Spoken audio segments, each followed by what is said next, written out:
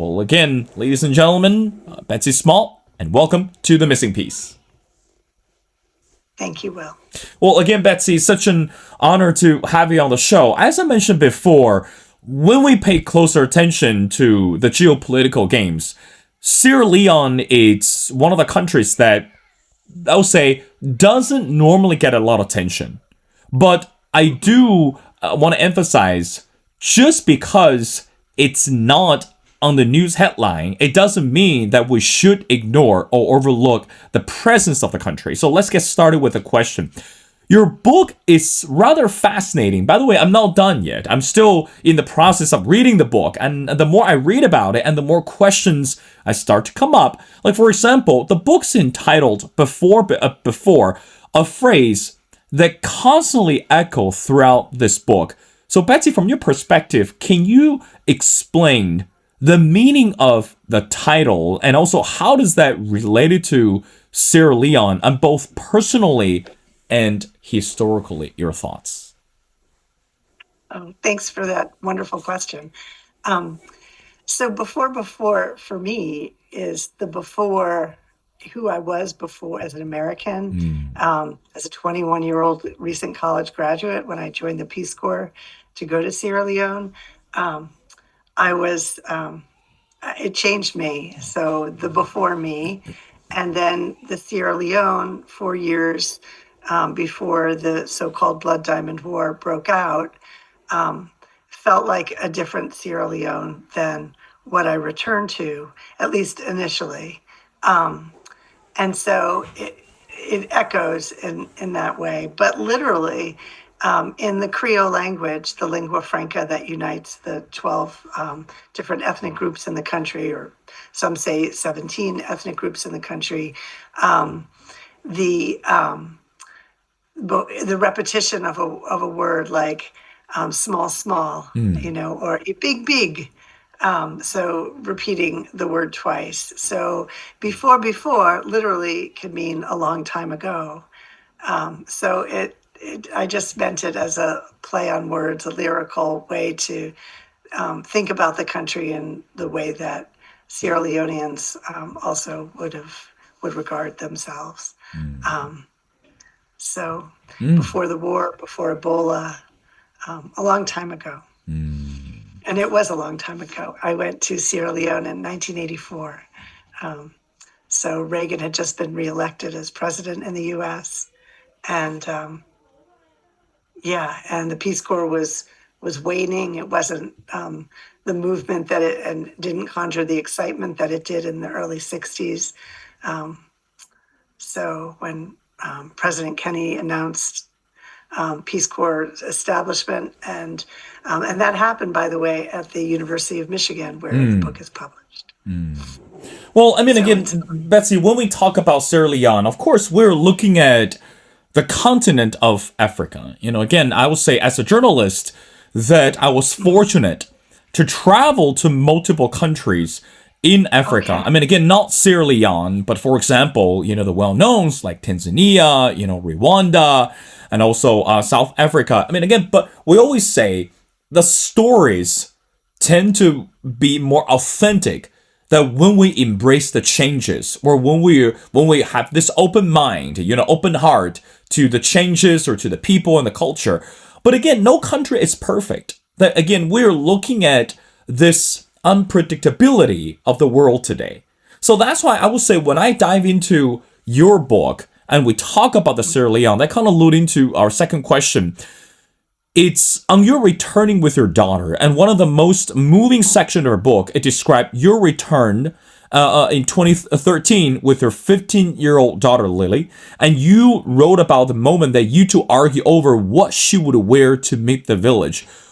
Can you describe that? What was that like to bridge those two worlds, bring your American teenager to meet the community that actually shaped you, or I would say refined you, or even look at that what you dedicated your life even before your daughter came into the picture. So let's talk about this, because I know it was personal for you, but for your daughter to understand that, and for your American daughter to say, I have to wear certain things or I have to redefine myself in order to fit into the community. I know that was not an easy conversation.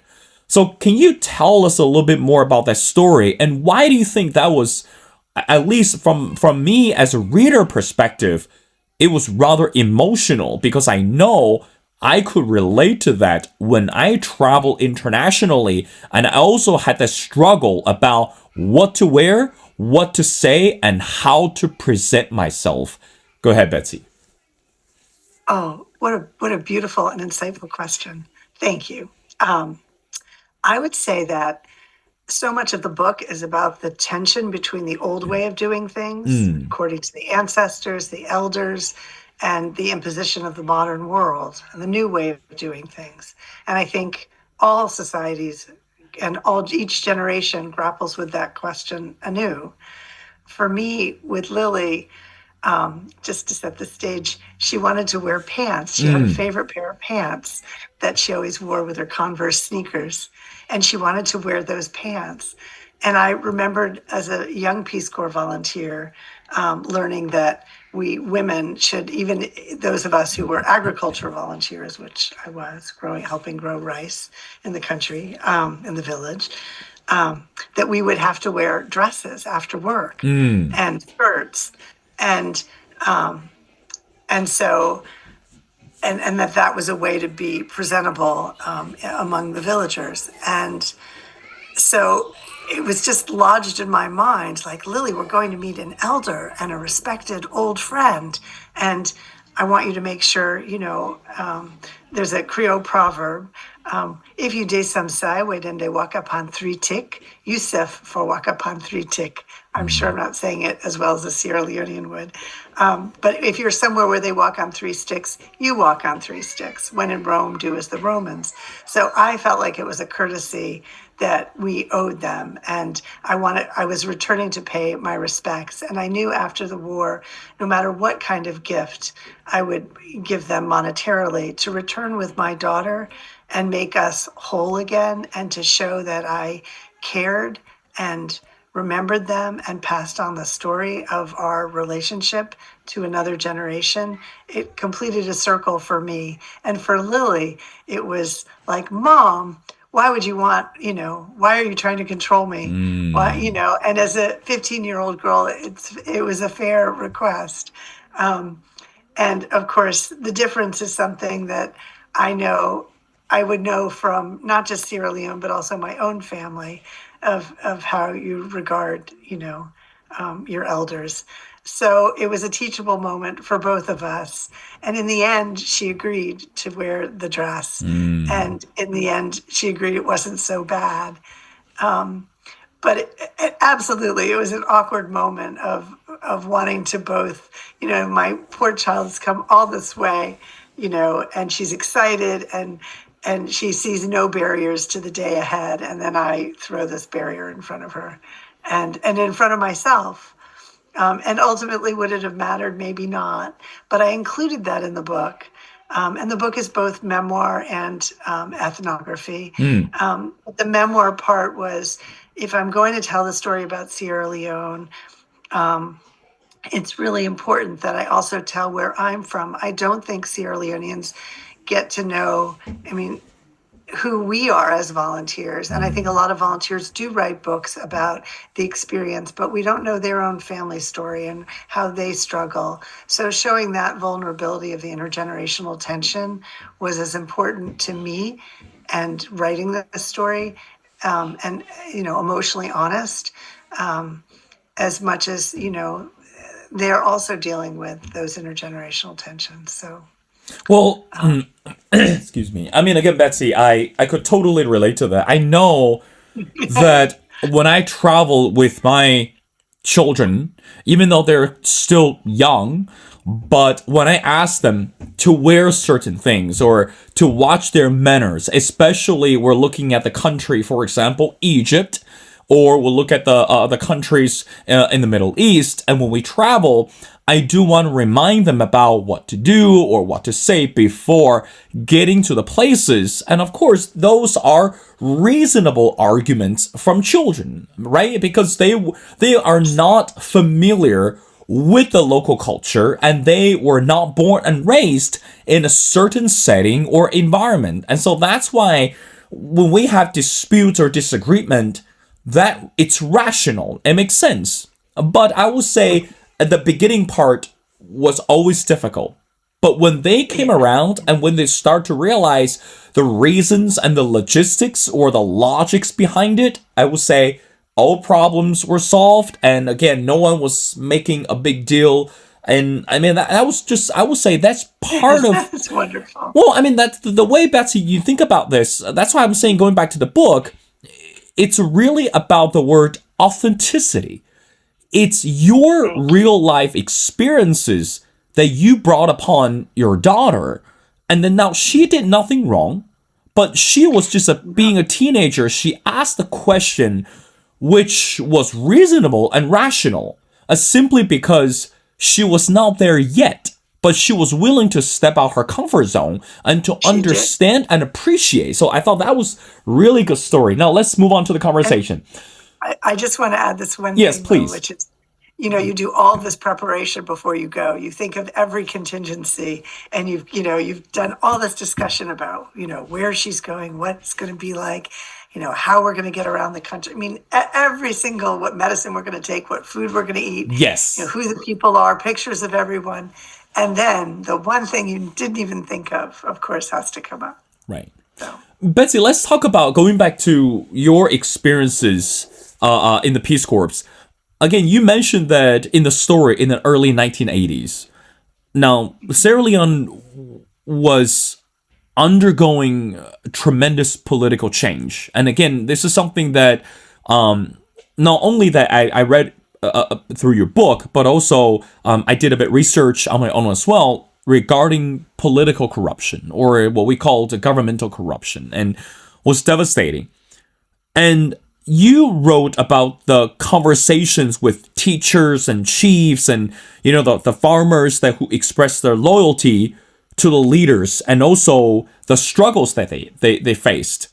So from your perspective in your book, how do you think that you were able to understand what they were trying to tell you?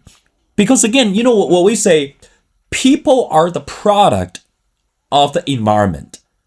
And it's really difficult just to say, I understand what you're going through, but I'm sorry, I can't really be part of you. But it's another way to say, I know what you're going through, and I want to help. Or at least to the best of my ability, I want to help you to make changes. So again, from your perspective, how did you understand the moments? How did you understand the conversations?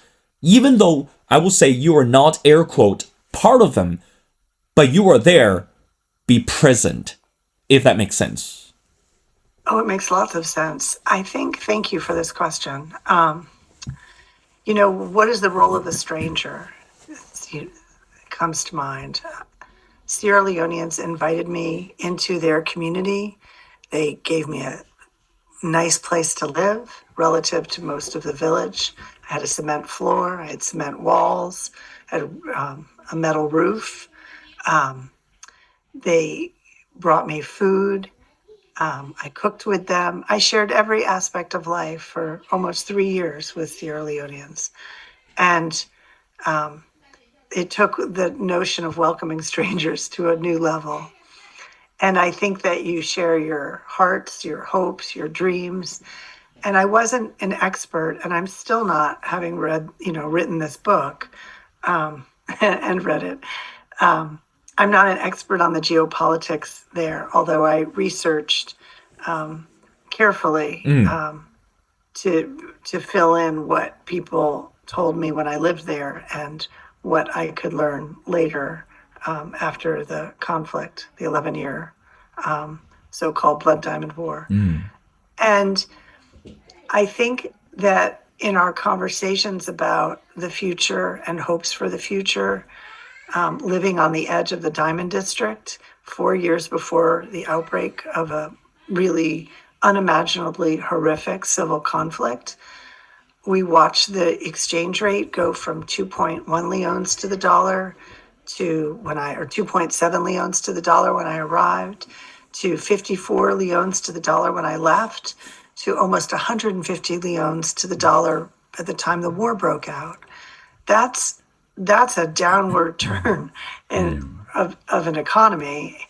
And I think farmers felt that the older farmers and the elders and the leaders felt that the young generation in this diamond district were more interested in mining diamonds rather than learning the traditional farming routines that they had come of age with. The newness of the country in the 1960s, 1961, and now here in 1984 through 1987, people had seen their post-colonial state establish itself as a state that was extremely fragile. I mean, all democracies are arguably fragile, but this was not a functioning government in the way that people hoped. And I think hearing that lament has carried a understanding about how governance works, how statehood works, and that if you have nowhere to put your frustration, nowhere, it can implode and it can attach to dangerous sparks. And I think when the war spilled over in Sierra Leone from Liberia, young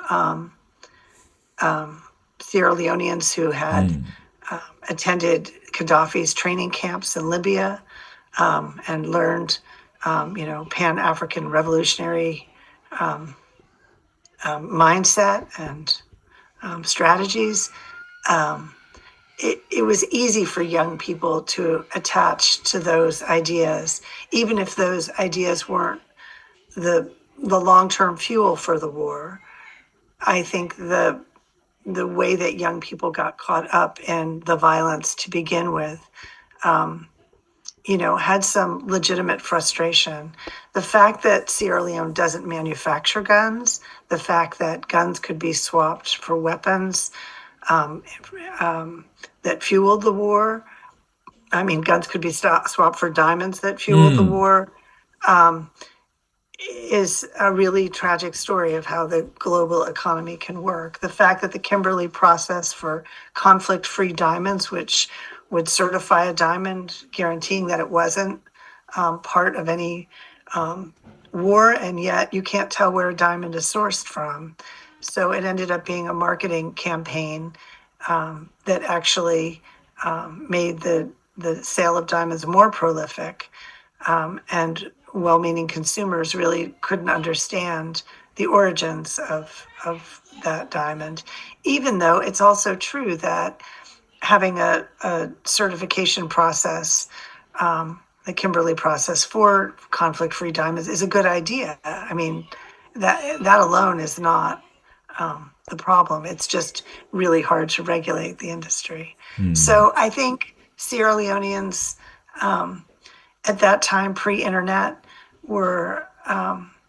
didn't have access to the world and their stories. And we Peace Corps volunteers and other aid workers, expats, were, reaching people in remote towns and villages and having these conversations. And I was representing something from America, though I couldn't have told you what. And they were representing who they were in their daily context. And to be able to listen to those stories at that time is such an honor and privilege. And they echo the human story, everywhere through the eons.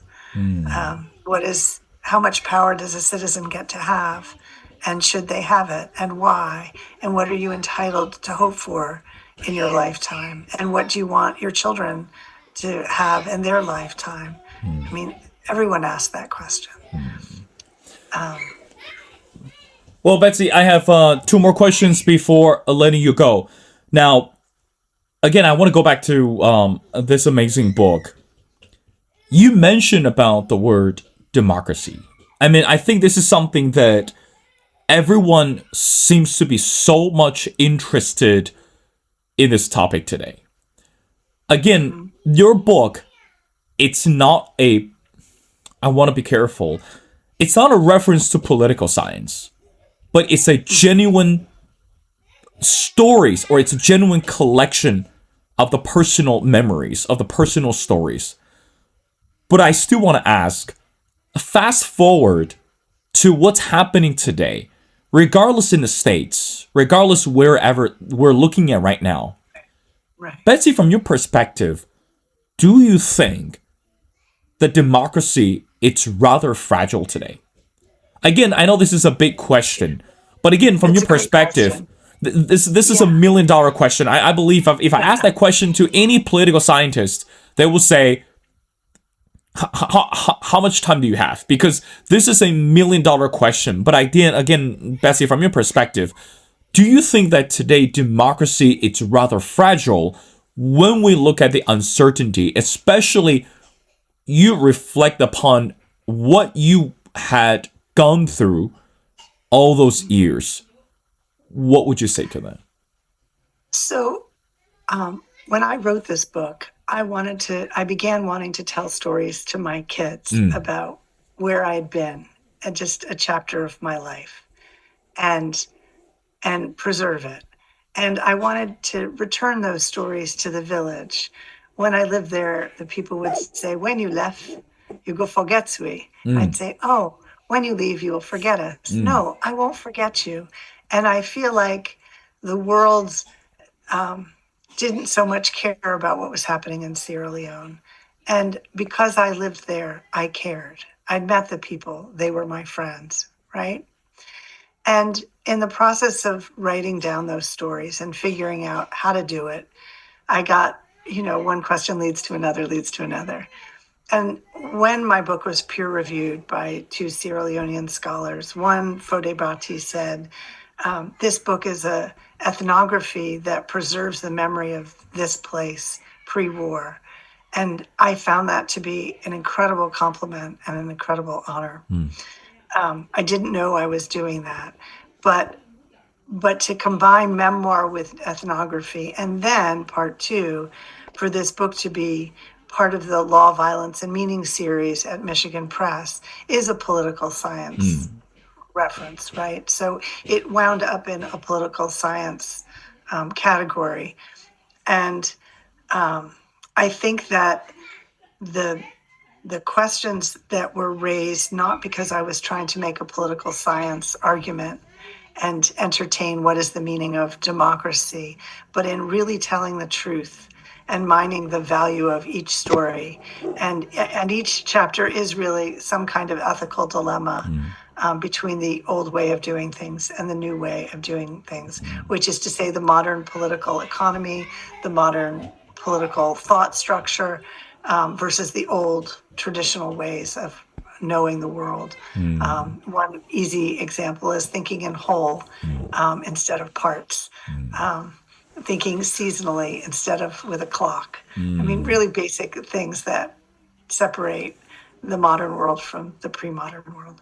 And I think that I think I said this earlier, I think every democracy is fragile as mm, we're seeing around the world. And I think for me, the $1 million question lands on the tension between the individual and their human rights and the collective and a sense of belonging and compassion for each other and connection. I say in the epigraph of the book, if you go, you hurt. If you hurt, you feel. And if you feel, you're connected forever. I think that democracies require connection. I think they require empathetic connection. I think that if we only think about ourselves, um, any society and any governing structure can't work. Um, mm. so there, that's Thank you, Betsy. Now, I do want to ask you one more question, again, to wrap up our conversation. The book is called Before, a story of discovery and loss in Sierra Leone. What are your expectations for the readers? So, in other words, not everyone is familiar with the past. Not everyone was fortunate enough to be part of your journey. So, when we finish reading the last chapter of this book, what are your simple expectations from the readers? Your final thoughts, Betsy. Thank you. Empathy, connection, the responsibility that we all have to each other, wherever we're from, and how we listen to get there. Well said, Betsy. Again, I think this is something that we're missing in the world today when we look at the complication of the political system, and also, not only the political system, but also this economic, social, especially we want changes, but sometimes we're missing a lot of the fundamental elements or the fundamental strategies to get started. Again, ladies and gentlemen, it's such an honor to speak to Miss Betsy Small. I strongly encourage everyone to check out her amazing book. It's called Before, a story of discovery and loss in Sierra Leone. Well, Betsy, thank you so much for your time. It's been a pleasure. I would love to have you back on the show as we continue to explore the journey. Thank you for doing this.